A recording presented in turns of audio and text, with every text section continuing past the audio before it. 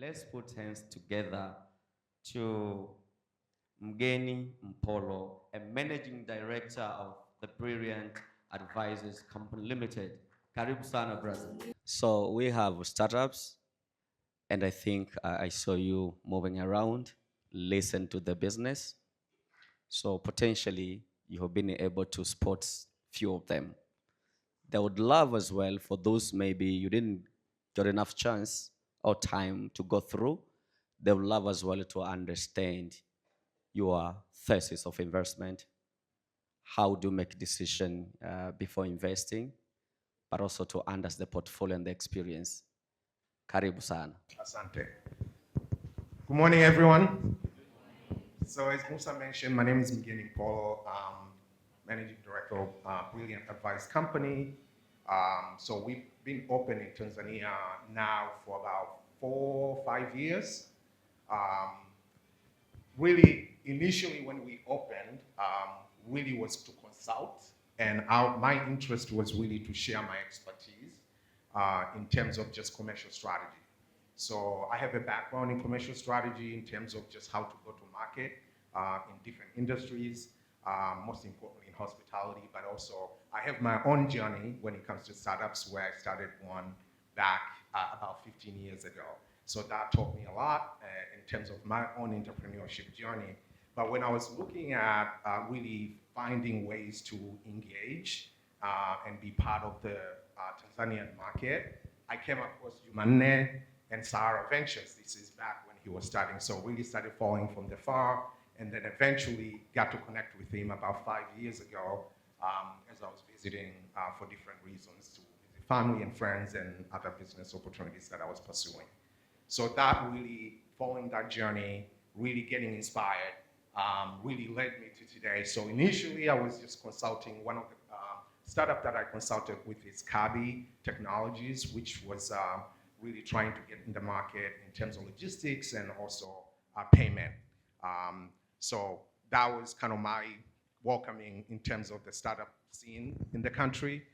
But eventually, now kind of graduating from that, I wanted to go on the angel side and start really being part of really putting my money where my heart is. So that's what I'm excited about. So we started chatting with Musa a few months ago, and I had a trip planned here, but I wanted to kind of make sure that I'm rearranging it to be part of this 10-year anniversary of the work that's been done here. So I'm excited to be here. Really, for me, I'm son of a farmer, so I have a hot spot for farming, and I have my own ideas in terms of that space, in my own experiences, but also just technology as a whole. So really, in terms of the space I want to be in, it's agnostic. So really, any space. But again, to just kind of follow what the brother said, it's really about the money. So yes, you want to make an impact, but it has to be also commercial impact. I think when you have resources, you can actually do more good.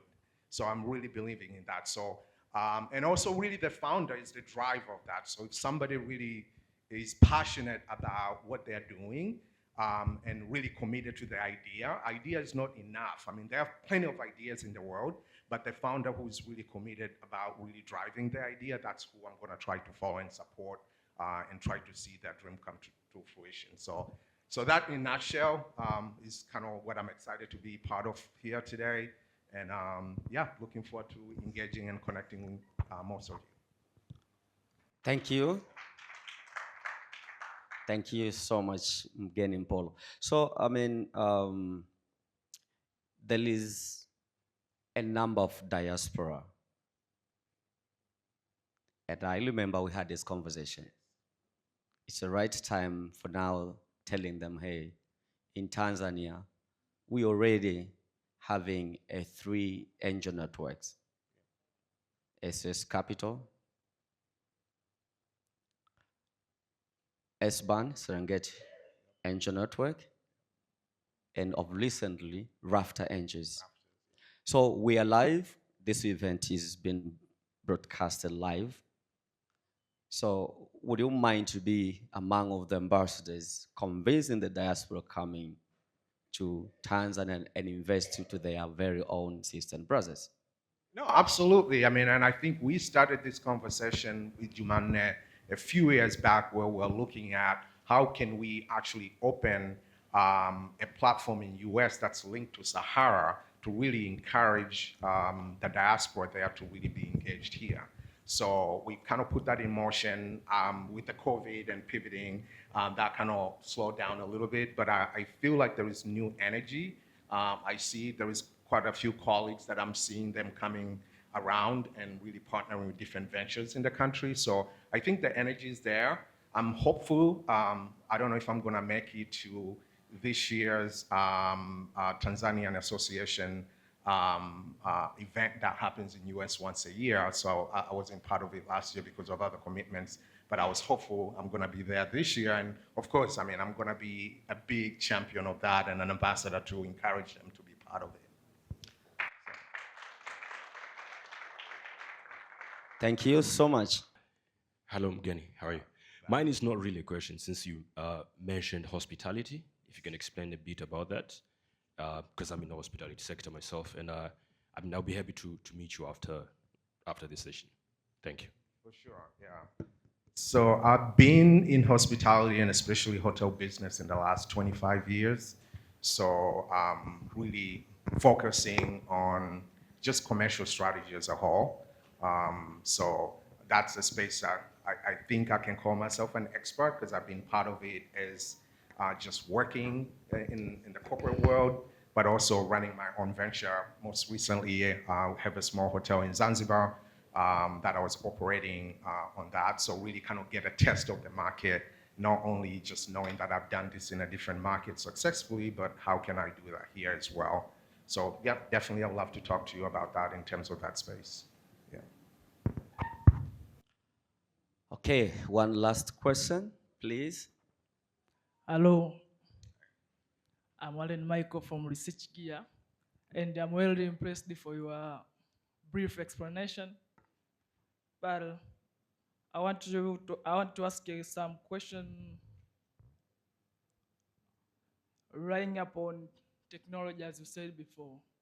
How you empower a youth or a Tanzanians who develop a certain technology and demand a certain commercial assistance? Okay.